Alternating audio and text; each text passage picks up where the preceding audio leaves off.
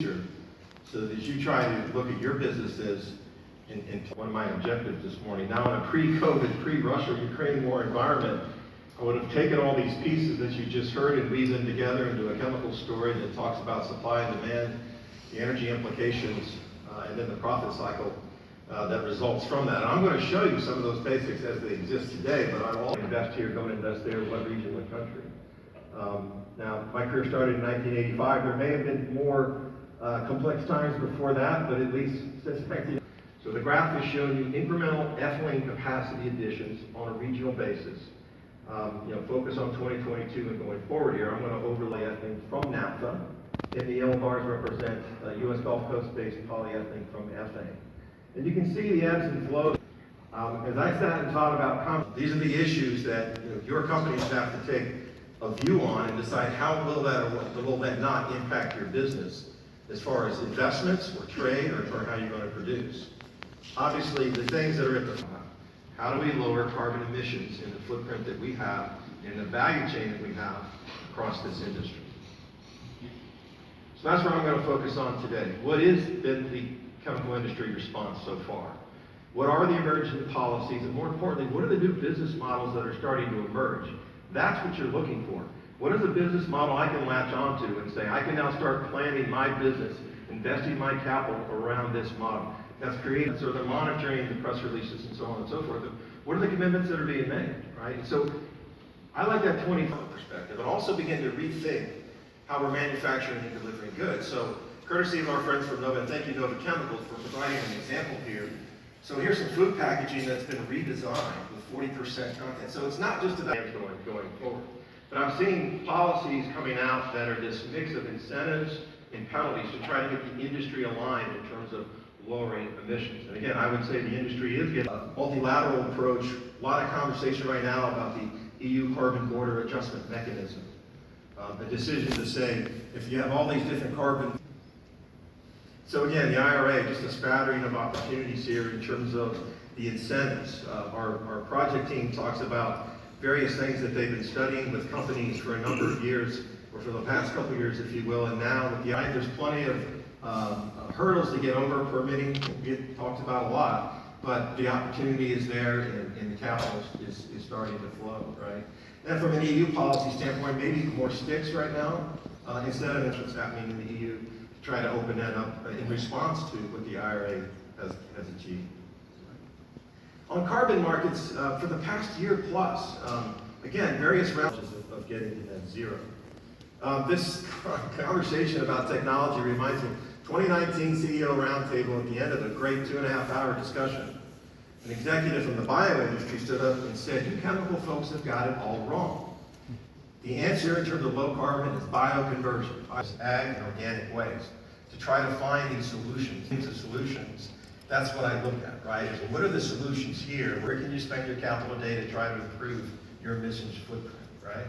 And so traditional hydrogen, in my opinion, and so deeper integration away from fuels into chemicals is actually helping the entire spectrum and kaleidoscope of products from pharmaceuticals to basic PVC piping that's delivering fresh water to remote parts of the world and so on. I mean, it just goes on and on, right? And so I like to say, well, what the world needs today, right, is to keep carbon out of the atmosphere. The world needs today, it's asking for more hydrogen from a clean fuel burning perspective. It needs nitrogen to feed a growing population. We did 8 billion last year in 2022.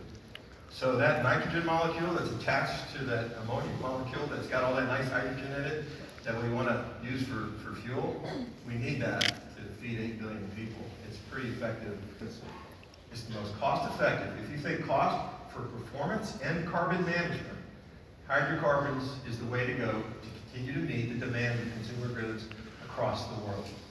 And so while we're having decarbonization conversations, keep in mind, have to remind, and maybe it's the public we need to educate on this, we need hydrocarbons in order to continue to advance the standard of living around the world. Thinking about how to solve that equation with existing process technology today, in terms of integrated facilities between chems and ags and everybody else, can be solved. Does plastics play a role in this, especially plastic circularity? What are the sustainable business models that you can latch onto? What do you see emerging in this situation, I guess, in terms of planning the chemical industry going forward in the complexities that exist, right? Complexity doesn't mean impossible, right? So I think that says doubt increases with the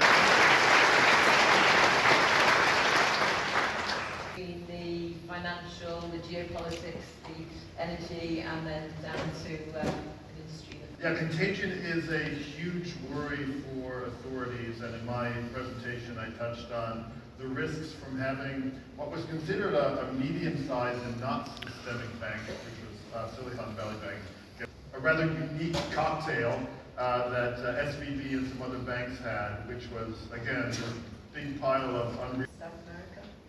We just forecast volumes, okay. Yeah, this Carlos, so maybe start with that one. So that particular region's got a couple of characteristics. One, it tends to export commodities and import manufacturers, so it's not really present in the middle part of the value chain. So we have to see that as probably a vulnerability. And it's balancing two big trading partners right now. Historically, it's been the U.S., but China is actually the biggest trading partner now for much of Latin America. So if Latin America is exposed to exporting commodities, and we have China, which is the biggest growth driver, picking up to 5+% growth this year. Even if that growth is skewed toward manufacturers, commodity exporters would be good. Mexico is more attached to the U.S. Maybe Carlos can take Mexico if that's okay. Situation where it has phenomenal potential and it's being constrained by its own domestic policies, I would say that. One of the things that we've seen from Mexico is the potential for nearshoring and the interest in it. Mexico, as a government, has claimed that there is a significant amount of investment that has been increasing in the country, but if you actually peel it back, it's actually focused around two very specific deals of reinvestments in that economy.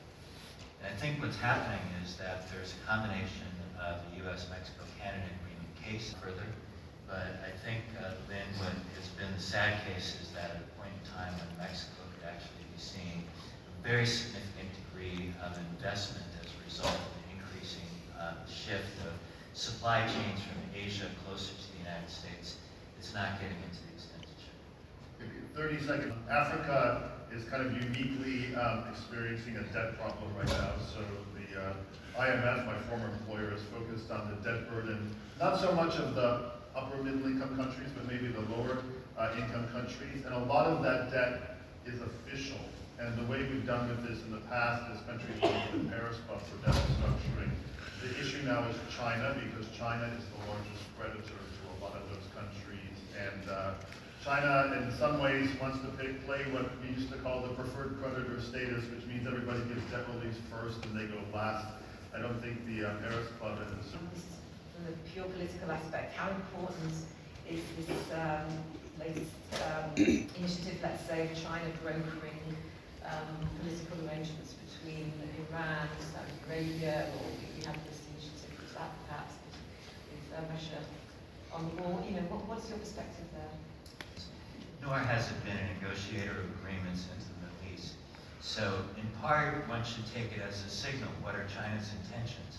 What is its role of how it wants to see itself as a diplomatic force in the world going into the future? One of the uncertainties is that the animosity between Saudi Arabia and Iran over time has been legendary. And so to imagine that it would simply be dissipated and taken away as a result of the exchange of a presence. So one of the things I tried to highlight is what happens in Yemen, because for Saudi Arabia, this has been fundamental. And think about a few years back. And so maybe if China can, that there's a willingness to move in that direction. So while the United States, on one hand, has welcomed this potential agreement and said anything that diffuses tension in the Middle East is a positive thing, at the same time, it is an indication that can't be missed of a frustration on the part of what has been a major ally in the Middle East, Saudi Arabia, feeling like the United States has not been able to address its problems.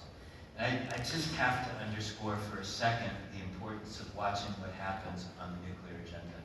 If there isn't control over the Iran civil nuclear program, I cannot imagine that Saudi Arabia is not going to go down the path of developing some form of nuclear capability Saudi Arabia goes down that track. I cannot imagine that Turkey is not going to go in that direction.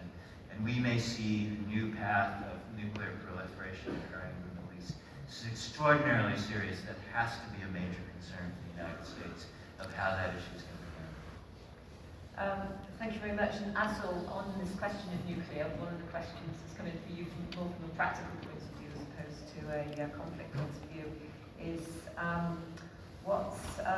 what do you see as the outlook for... Actual practical implications. There is huge potential. One of the most interesting things which is happening is nuclear power generation, not in OECD but in non-OECD. I mean, in China, of course, very big focus on nuclear, but also in India, and now more recently in the Middle East, UAE has a big nuclear program. They've already started 2 reactors. They're going to go to 4 and potentially even more. And you could see more nuclear power in the Middle East and other places in the world in different technologies. So I think there's going to be a lot of potential. One other thing to watch is Japan. The general feeling from the Japanese is that they are going to restart places in the world. I think overall we're going to see, it's going to take time. And also remember there are places like the UK which want to develop nuclear, but can they actually do that in a way which is cost effective, without huge cost overruns, is going to be a very big challenge. Time rapidly. I have a question here. I have many questions. I'm going to put one to Mark here, which is Russian energy trade patterns and prices have changed. Have any countries particularly benefited from these changes from a petrochemicals competitive perspective, would you say? Trade that we're seeing from Russian products, right? I think in tomorrow's refining session, we get a lot more detail on this, but I think the team's been watching diesel, trying to understand how that will redistribute itself. I think the teams have been, quite, I'll say, amazed in watching how the market has quickly redistributed the flow of product in terms of products that, whether it's oil or product that's coming out of Russia. From a chemical industry perspective, I think crude is still relatively high from the perspective of what we saw just 2, 3, 4, 5 years ago. And so that separation is